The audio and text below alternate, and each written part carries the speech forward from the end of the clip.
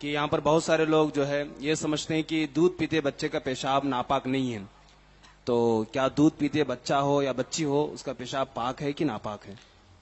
دیکھیے، اگر بچہ 1 گھنٹے کا بھی ہو اور وہ پیشاب کرے تو اس کا پیشاب ایسے ہی ناپاک ہے جیسے 70 سال کے بوڑھے کا پیشاب ناپاک ہے۔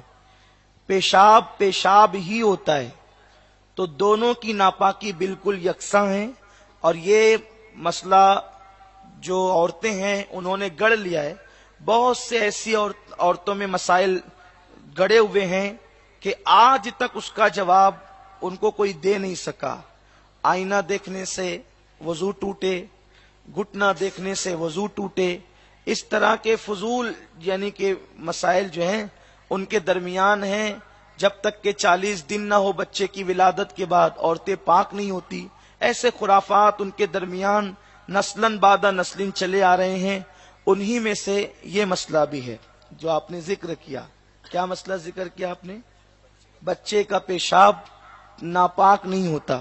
آپ غور فرمائیں، پیشاب تو پیشاب ہی ہے۔ ارے جب جانور کا پیشاب جو ہے وہ ناپاک ہوتا ہے تو بچے کا پیشاب ناپاک کیوں نہیں ہو؟ بکری کا پیشاب، اور اس پر کتنی سخت وعید ہے۔ وہ بخاری شریف کی حدیث جو آپ اکثر سنتے ہیں کہ اللہ کے حبیب علیہ الصلوۃ والتسلیم جو ہے وہ گزرے تو 2 قبروں کو ملاحظہ کیا، تو حضور علیہ السلام کا کھچر جس پر میرے رسول بیٹھے ہوئے تھے وہ بدکنے لگا۔ صحابہ نے اس کی حضور یہ بدکتا کیوں ہے؟ تو آقا علیہ السلام فرماتے ہیں ان دونوں قبروں پہ عذاب ہو رہا ہے، اس لیے یہ کھچر بدک رہا ہے۔ آپ غور فرمائیں، اس سے ہم یہ کہہ سکتے ہیں کہ جس کھچر پہ حضور بیٹھ جائیں وہ بھی قبروں کے اندر تک دیکھتا ہے، جس پر حضور بیٹھ جائیں وہ بھی قبروں کے اندر تک دیکھتا ہے۔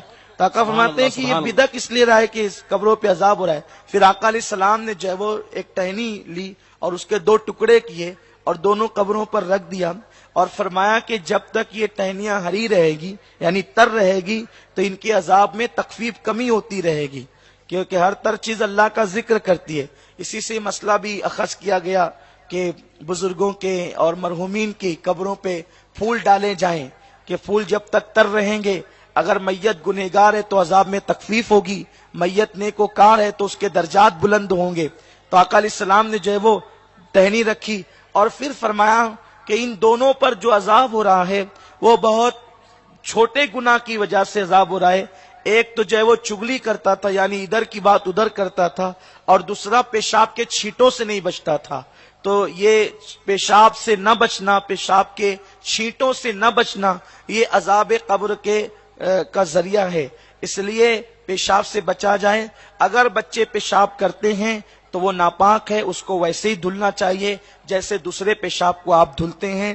یہ لوگوں کے درمیان غلط مسئلہ مشہور ہے کہ بچوں کا پیشاب ناپاک نہیں، بچوں کا پیشاب بھی ویسے ہی ناپاک ہے جیسے بڑوں کا پیشاب ناپاک ہے۔